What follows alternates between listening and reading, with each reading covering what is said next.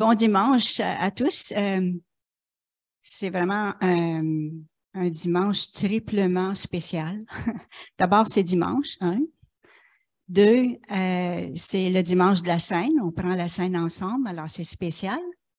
Et trois, ben on a Ming qui va venir nous partager son témoignage. Alors, tout est spécial. Merci à Ming. Alors, on te laisse la parole. Le repas communautaire, alors, ça fait quatre fois spécial. Alors, voilà, je laisse la parole à Ming. Amen.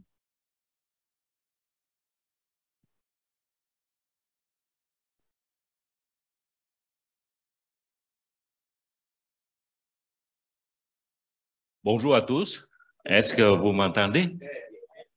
Et vous me comprenez? C'est plus important.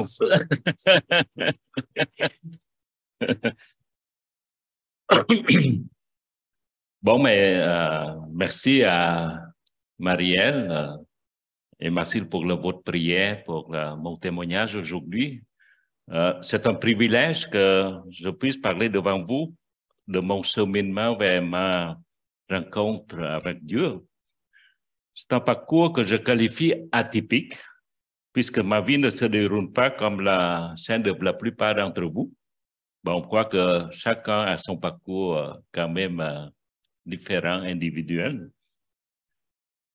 Mais moi, c'est en particulier parce que je viens de loin et c'est une autre couche qui s'ajoute. Pour ceux qui ne me connaissent pas, mon nom c'est Minh Nguyen. C'est un nom, une appellation contrôlée. Mais pour ceux qui me connaissent, mais mon nom c'est le même. D'abord, comme vous savez, je suis venu de loin, de très loin, de 12 heures de décalage. Pour aller au Vietnam, là, vous partez à gauche ou à droite, vous arrivez à le même point et le même temps de vol à peu près. Ceci étant dit que je ne peux pas faire d'abstraction de mon origine et ma vie qui sont intimement liées au parcours de ma vie spirituelle. Bon, tantôt, Alain parlait de est-ce que je vais parler toute ma vie ou en partie. Je crois que je dois parler pas mal de tout, mais de façon compacte.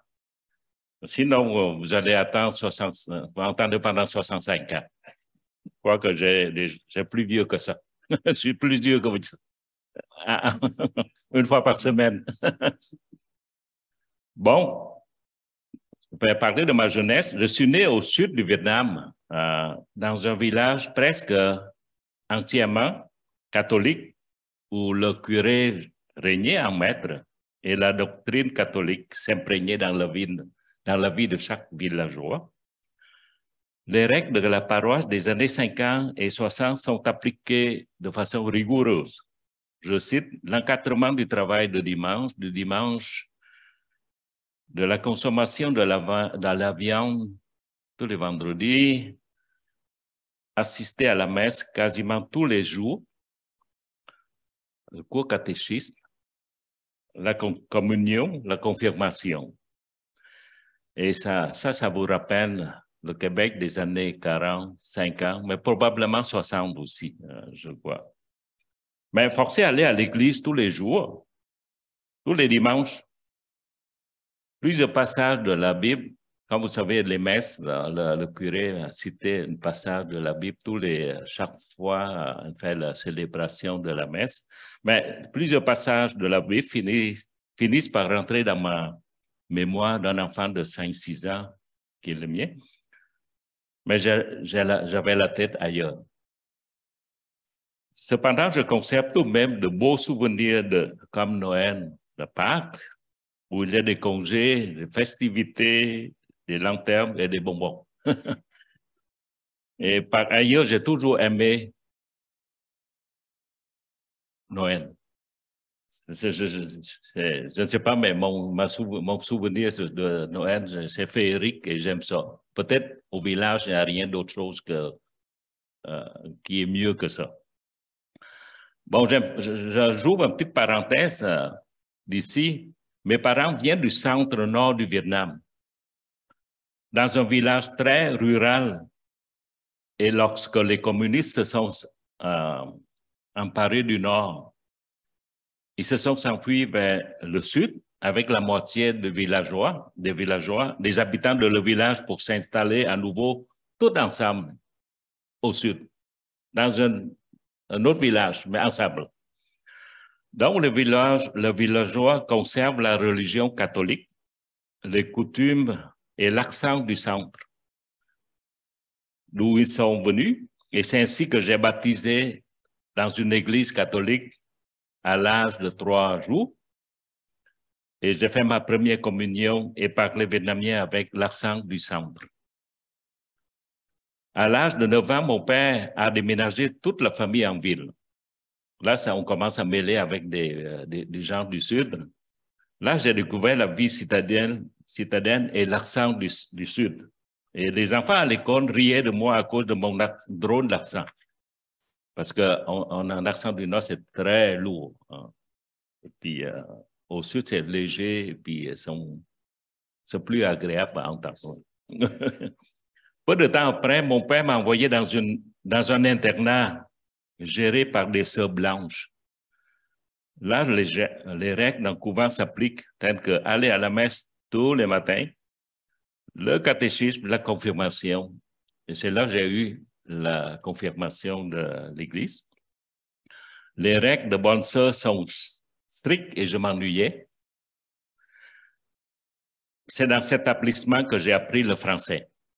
Notons que l'histoire contemporaine du Vietnam est étroitement liée avec l'héritage de colonisation française et la religion catholique romaine. Je vais parler un petit peu de mes études. À l'âge de 12 ans, j'ai terminé mon primaire de l'école des bonnes sœurs, des sœurs blanches.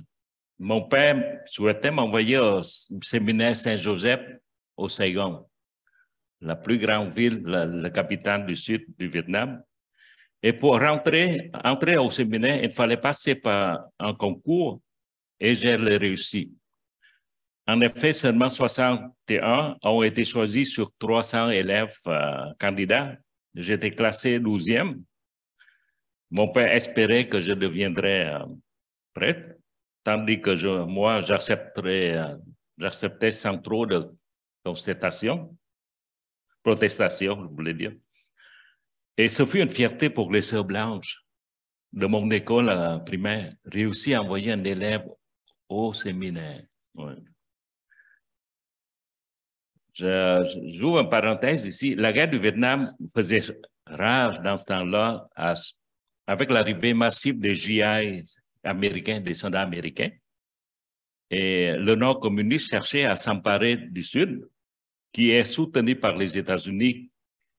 Il veut à tout prix stopper le communisme,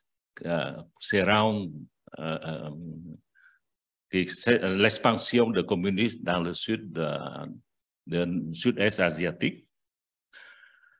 Mais ma famille est tout de même à l'abri du danger dans le capitale. On vivait dans le capitale, c'est bien protégé. Mais la guerre se poursuit continuellement alentour de Saigon. Mais c'est au séminaire que j'ai fait des études secondaires pendant mes premières années. Pour être honnête, le séminaire donne une très bonne éducation. La science, l'histoire, le sport, bref, tout. Mais là encore, on doit assister à la messe tous les jours. Aller à la chapelle le soir avant de se coucher. J'entends encore citer des versets bibliques, l'histoire des saints et de l'Église catholique romaine. Et les règles sont strictes, quoique moins contraignantes que chez les sœurs blanches. 4 ans plus tard, j'ai décidé que j'en avais assez. Et j'ai quitté le séminaire. Je n'ai plus de goût de continuer à l'intérieur d'un séminaire. C'est un internat aussi. Mon père a accepté à contre-cœur. Ainsi, j'ai poursuivi le reste de mes études secondaires dans les écoles régulières. C'était assez facile comparément avec les études rigoureuses au séminaire. Et puis, j'ai obtenu le baccalauréat c'est un système de l'éducation française au Vietnam, c'est quand ils finissent le secondaire, c'est baccalauréat. Ici, c'est un bac, ça veut dire le premier cycle de l'université. Et ensuite, j'ai poursuivi mes études à l'université par la suite. Du coup, le passage biblique cesse de résonner dans mes oreilles. Je n'entends plus parler de la Bible, je n'irai plus à l'école, à la messe tous les matins, puis dimanche, plus ou moins, pour la forme. Mais en avril 1975, le communiste a réussi à gagner le Sud. Et puis le pays est devenu unifié sous le régime communiste autoritaire. Les Américains ont cessé l'intervention, ils ont quitté le pays, comme ils ont fait récemment en Afghanistan. Et le pays mais l'économie s'effondre. Parce que sous le régime communiste, tout est nationalisé, puis les gens n'ont plus de goût de travailler, puis de confisquer les biens, ça peut être des capitalistes, des commerçants. La misère règne au pays. Là, l'exode des réfugiés vietnamiens a commencé dès lors. J'ai quitté le Vietnam avec mes deux frères en avril 1979, ça veut dire à 4 ans après, suivant le flot des réfugiés de mer, communément appelés boat people. Peut-être certains d'entre vous ont déjà entendu parler de boat people, mais je faisais partie. Et on a débarqué en Indonésie dans un bateau, et puis on est resté là dans un camp réfugié pendant 6 mois. C'est pas long, quand même, c'est quand même très bien. Puis dans ce temps-là, plusieurs pays occidentaux, les Américains, le Canada, l'Europe, mobilisent pour accueillir des réfugiés vietnamiens. Si vous êtes assez vieux, là, vous entendez parler de cette période-là. Mais moi, aucun réfugié, parce que j'ai parlé français, comme je vous en mentionnais, j'ai étudié le français déjà, et puis l'agent d'immigration Canada, j'ai passé l'entrevue, puis accepté tout de suite. Puis c'est au Québec qui ont visé de m'envoyer à mes deux frères avec. Et par un jour d'automne 1979, mois d'octobre, mes deux frères et moi sommes débarqués au Québec. Cela fait déjà 44 ans. J'ai fait toujours des blagues avec des jeunes. J'ai dit, quel âge as-tu? Il a dit, oh, 25. Je suis plus québécois que toi.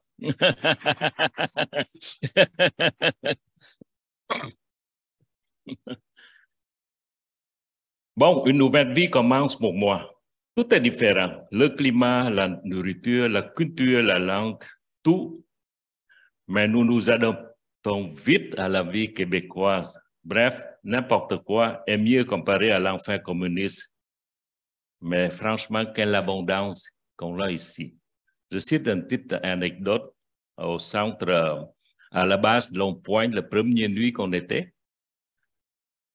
Le lendemain, il nous a donné un sac de poubelle noir, là. Ouais. Et puis, il nous donne vos vêtements vieux, si vous ne utilisez plus, vous mettez dedans, puis on va les jeter pour vous. Et moi, je prends le sac et je regardais mes vêtements, et je gardais le sac et je jetais dans la poubelle mes vêtements. Et je gardais le sac, parce que mes sacs étaient tellement délabrés que le sac est vraiment beau, le sac de...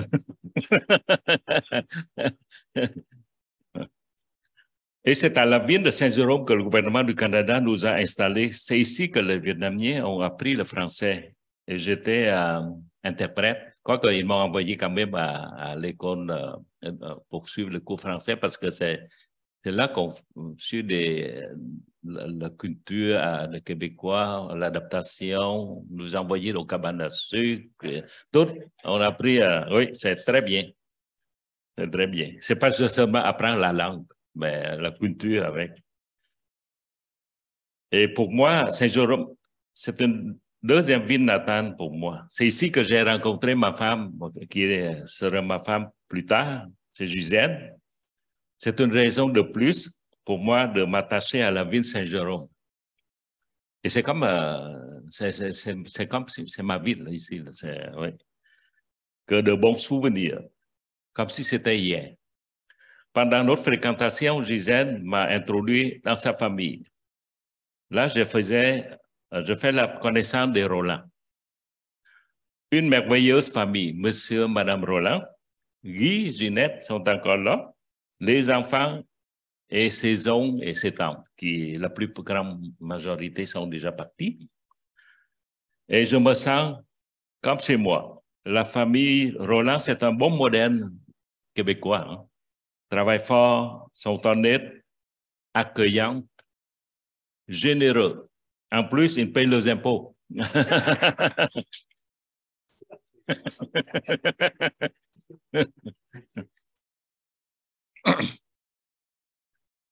Quelque temps après, Gisèle m'a amené à l'église ménonite à 7 rue Morin, que sa famille, surtout Mme Roland, a fréquenté régulièrement depuis longtemps.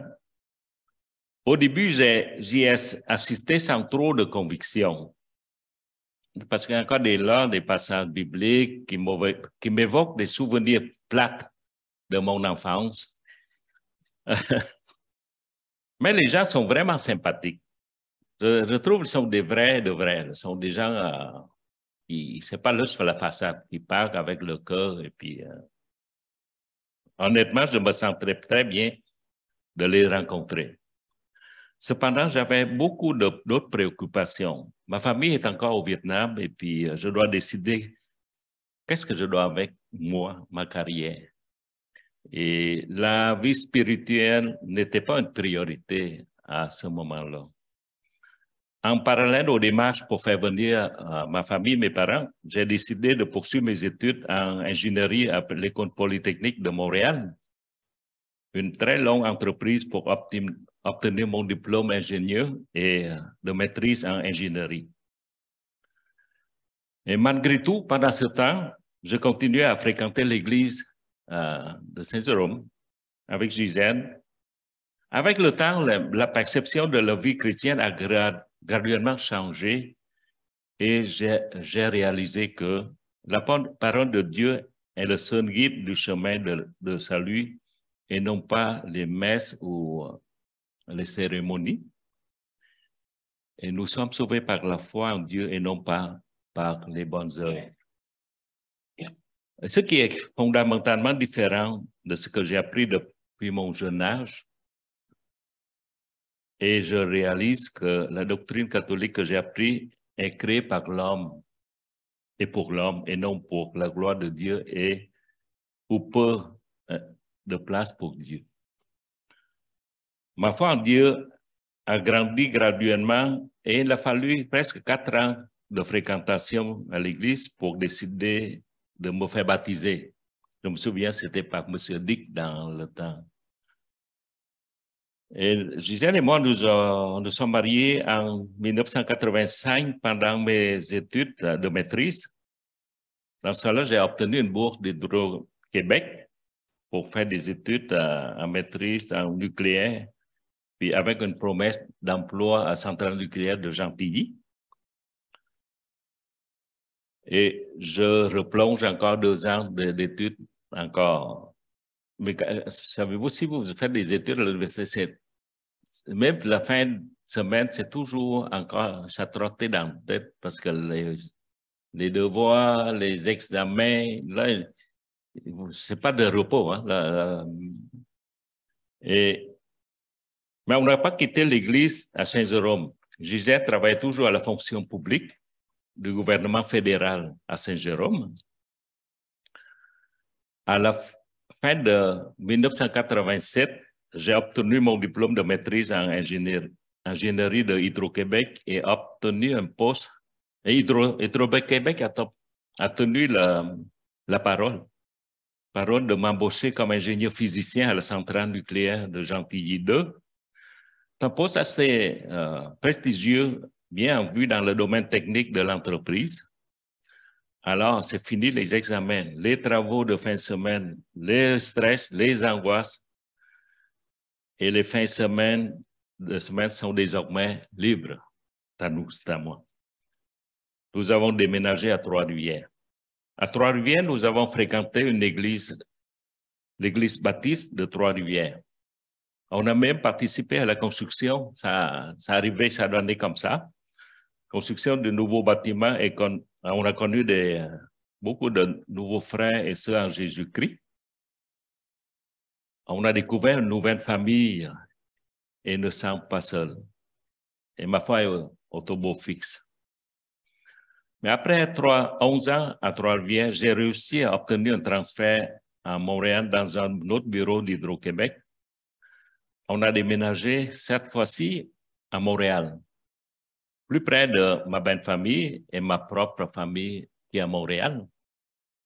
Dès lors, on fréquente moins l'église ou très peu. Là, la foi stagne, ma foi est stable, puis elle ne grandit pas. On peut même dire qu'elle refroidit peu à peu, et nous sommes tellement occupés par d'autres choses, la famille, les événements familiaux, les activités de toute nature. Et je travaille, et j'ai mis beaucoup de poids dans mes préoccupations professionnelles, et j'ai négligé Dieu. Et en 2020, arriva la COVID-19. On dirait que la vie est devenue latente. Tout est au ralenti. On entend tous les jours la souffrance et la mort partout. Et les mauvaises nouvelles nous bombardent quotidiennement. On ne voit presque plus nos proches. Ça m'a réellement affecté de façon profonde. Et je vois la vie beaucoup plus sombre. Je ne me souviens plus exactement dans quelles circonstances, probablement grâce à Ginette qui pilote le programme du dimanche sur Zoom. Et pendant la période, pendant la COVID-19, je me sens en besoin de me rapprocher de Dieu et de m'intéresser à nouveau à sa parole. Alors, j'ai décidé de participer aux célébrations du dimanche sur Zoom. C'est dès là qu'on commence à se connaître à distance, vous et moi. Petit à petit, je me sens vraiment plus réchauffé spirituellement.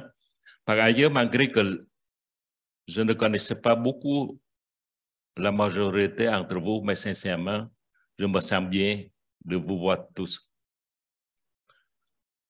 Et maintenant, la restriction sanitaire s'est levée depuis un an et me voilà parmi vous. Nous avons décidé de venir à l'église sur une base plus fréquente, régulière. Ça pourrait me rendre encore du temps pour grandir davantage. Mais je crois que l'amour de Dieu et vos prières me donnent la force et me consolider dans la voie du Christ. Mon cheminement de rencontre avec Dieu est long, selon moi. À cause de ma formation professionnelle, mon travail pratique qui se base sur les expériences concrètes, palpables et prouvées. Bref, je vis et travaille dans un monde réel et il est difficile pour moi de croire à certaines choses dont je ne suis pas convaincu. Alors, lorsqu'on parle de la foi, on s'oriente vers une autre direction inconnue. Pour croire en Dieu, il faut avoir la foi. J'aimerais citer quelques réflexions et des versets sur la foi. La foi est l'attitude de l'homme qui accepte et tient pour vrai les réalités qui sont vraiment invisibles. Hébreux 11:1. Soit parce qu'elles sont à venir, soit parce qu'elles échappent à une connaissance expérimentale. Avoir la foi en Jésus-Christ signifie avoir confiance en lui, simplement, entièrement, sans réserve. Une fois avant de guérir deux aveugles, Jésus leur a demandé, « Croyez-vous que je puisse faire cela? » Ils ont répondu, « Oui, Seigneur. » Alors, Jésus les toucha les yeux en disant, « Qu'il vous soit fait selon votre foi. » Les hommes ont simplement fait confiance à la puissance et à la bonté du Seigneur et et on recouvrait la vue. Et tout ce que vous demandez avec la foi par prière, vous recevrez. Matthieu 21, 22. Ou or la foi, c'est la ferme assurance des choses qu'on espère, la démonstration de scènes qu'on ne voit pas. Je vais terminer avec ma prière. Puis, Seigneur Dieu, j'aimerais te me demander de veiller sur nous afin qu'on puisse renforcer mutuellement la foi en toi. Que ta parole pour nous soit l'unique vérité et notre chemin. Que même dans les épreuves, ta joie soit mon pain quotidien et que l'espérance ne me quitte jamais. Je choisis à présent de marcher par la foi et non par la vue.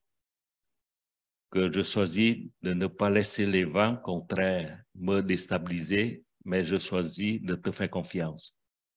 Car tu as ma vie entièrement entre tes mains. Mais que la foi soit certaine, forte, entière, sans réserve et qu'elle pénètre dans ma pensée. Fait que ma foi ne craigne pas les contrariés des problèmes, qu'elle ne craigne pas l'adversité de ceux qui l'attaquent, la refusent, la nient, mais qu'elle se renforce continuellement en surmontant les difficultés. Amen. Merci pour tous.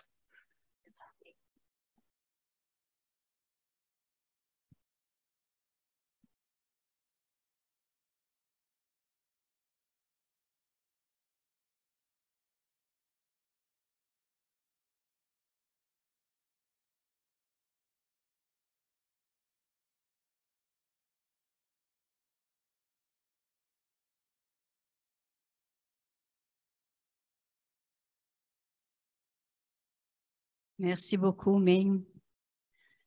On est tellement bénis d'avoir un frère et Gisèle avec nous à tous les dimanches. Maintenant, on s'attend tout le temps à les voir. On est content de vous voir. Merci pour ce si beau témoignage. J'ai l'impression que le royaume de Dieu, il s'élargit, puis ça nous touche, ça nous bénit, ça nous rend même heureux. C'est vraiment la foi en Jésus-Christ qui nous rattache les uns aux autres. Et puis, encore une fois, on est tellement bénis. La Bible dit, heureux celui qui trouve son refuge en lui. Alors, c'est le témoignage de Ming. Et puis, on est tous, nous aussi, comme Ming, on a trouvé refuge dans la grâce de Dieu. Alors, c'est une vraie bénédiction d'être ensemble ici pour le célébrer ce matin. C'est un grand mystère et le mot mystère, c'est mon mot préféré. Alors, imaginez-vous donc, je vais l'ajuster un petit peu avec ce que j'avais écrit pour partager, là. Mais imaginez-vous donc que j'avais dans l'idée l'élection, hein, parce que on vient au Seigneur, on croit en lui, mais on est élu. Alors, j'ai dit, Seigneur, je veux pas parler de ce sujet-là, c'est bien trop grand, je me sens pas capable, mais je trouvais pas un autre. J'étais comme, je trouvais pas d'autres dans ma tête ou dans mon cœur, d'autres sujets. Alors, je me suis dit, OK, je me lance, là. Alors, voilà, Jésus nous a ouvert l'accès au Père. Il nous dit, nul ne vient au Père que par moi. C'est le message de l'Évangile. Puis, le message de l'Évangile, ben, il est insondable et il n'y en a pas de limite à sa compréhension. Alors, le mystère, c'est que Dieu nous a appelés avant la fondation du monde. Mais c'est écrit dans Éphésiens 1, le verset 4. Dieu nous a choisis avant la fondation du monde. La meilleure explication que je peux donner à ça, c'est parce que Dieu, c'est Dieu, puis il peut le faire. Je ne peux pas expliquer mieux que ça. C'est ma meilleure explication. Et il nous a, c'est lui qui nous a fait, nous lui appartenons. C'est le psaume 100 qui dit ça. Jésus a dit, ce n'est pas vous qui m'avez choisi, mais moi, je vous ai choisi. Il parlait à ses apôtres, mais c'est aussi à nous qu'il s'adresse. Jésus nous a fait physiquement nos corps, c'est lui qui est le créateur, mais il nous fait aussi l'âme et l'esprit. Il nous change, il nous transforme à la ressemblance de Jésus pour faire de nous son peuple. Et ça rejoint le témoignage de Ming dans le sens que Dieu parle à ceux qui lui appartiennent à travers le monde et il se crée un peuple et il fait son peuple. Dans Jean, dans l'évangile de Jean, le chapitre 10, il est le bon berger. Il appelle ses brebis par leur nom. Elles le reconnaissent et elles suivent sa voix. Ça aussi, c'est mystérieux. Le bon berger qui nous appelle par nos propres noms. Il nous connaît chacun intimement. C'est lui, c'est le Dieu qui a créé l'ADN. C'est pas une question d'évolution, c'est une question de création. Pourquoi? Parce que Dieu est vivant, c'est lui la vie. En pensant au témoignage de Ming et à l'appel de Dieu que je trouve tellement mystérieux, j'en suis venue à 2 textes. Alors,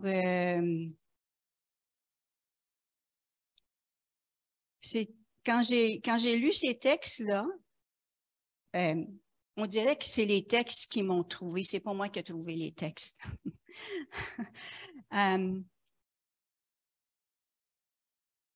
Ça m'a interpellée, ça m'a fait penser à l'élection. Je vous ai invité à poser des questions en cours de route, mais je suis pas sûre d'avoir la réponse. Mais c'est toujours un bon sujet à discuter. Alors, le premier texte que je vais vous montrer, c'est 2 Thessaloniciens, chapitre 2, verset 13, dans la version Louis II. Ça dit, « Pour nous, frères bien-aimés du Seigneur, nous devons, à votre sujet, rendre continuellement grâce à Dieu parce que Dieu vous a choisi dès le commencement pour le salut, par la sanctification de l'Esprit et par la foi en la vérité. » Et moi, en pensant au témoignage de Ming, je me disais, pour nous, frères bien-aimés, Ming, frères bien-aimés du Seigneur, nous devons à ton sujet rendre continuellement grâce à Dieu parce que Dieu t'a choisi dès le commencement pour le salut et par la sanctification de l'Esprit, par la foi en la vérité.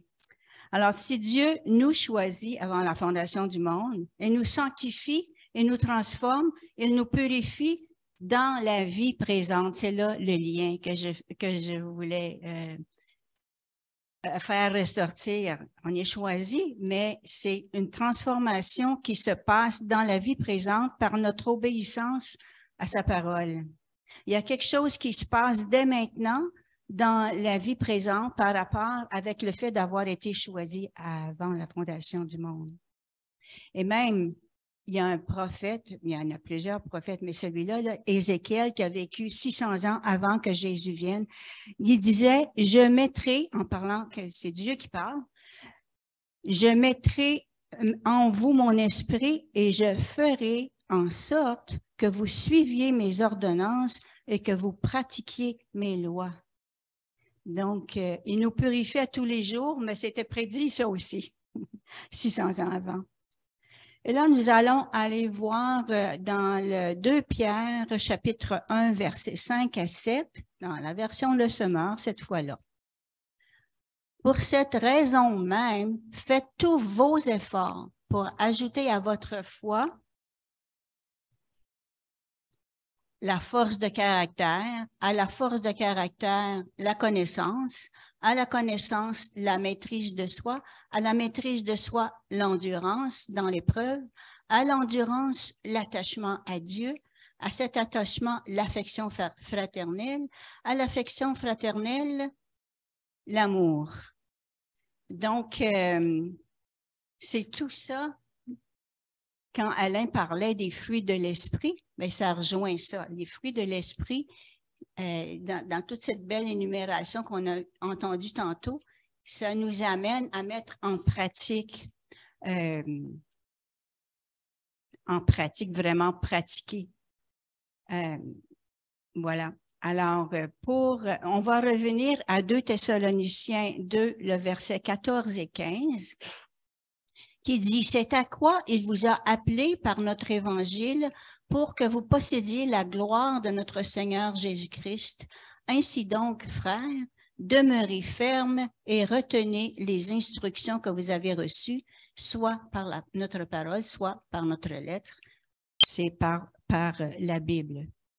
Alors, pour conclure avec cette vérité qui est grandiose et qui touche au mystère, mais qui touche à notre quotidien aussi pour mettre en pratique, on va reprendre avec 2 Pierre, chapitre 1, le verset 10 et 11 dans le Sommeur. « C'est pourquoi, frères et sœurs, puisque Dieu vous a appelés et choisis, faites d'autant plus d'efforts pour confirmer cet appel et ce choix. » Donc, pour confirmer que Dieu vous a bel et bien appelé et choisi avant la fondation du monde, mettez en pratique quotidiennement les instructions qu'il nous donne.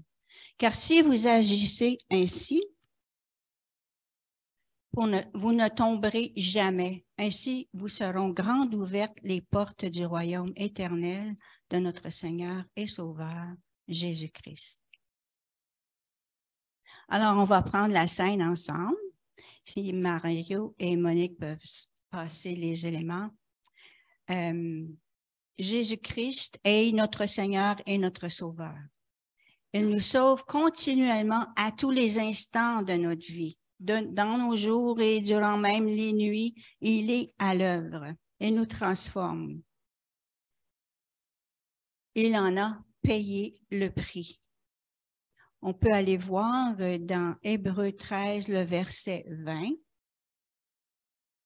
Le Dieu qui donne la paix a fait revenir d'entre les morts notre Seigneur Jésus, qui est devenu le grand berger de ses brebis et a scellé de son sang l'alliance éternelle. Je vais poursuivre avec Romains 10, versets 9 et 10. En effet, si de ta bouche tu déclares que Jésus est Seigneur, et si dans ton cœur tu crois que Dieu l'a ressuscité, tu seras sauvé, car celui qui croit dans son cœur, Dieu le déclare juste. Celui qui affirme de sa bouche, Dieu le sauve. Alors, on est vraiment bénis d'être rassemblés en tant que peuple de Dieu. Et puis, avec ce privilège de nous rappeler ce que Jésus a accompli pour nous.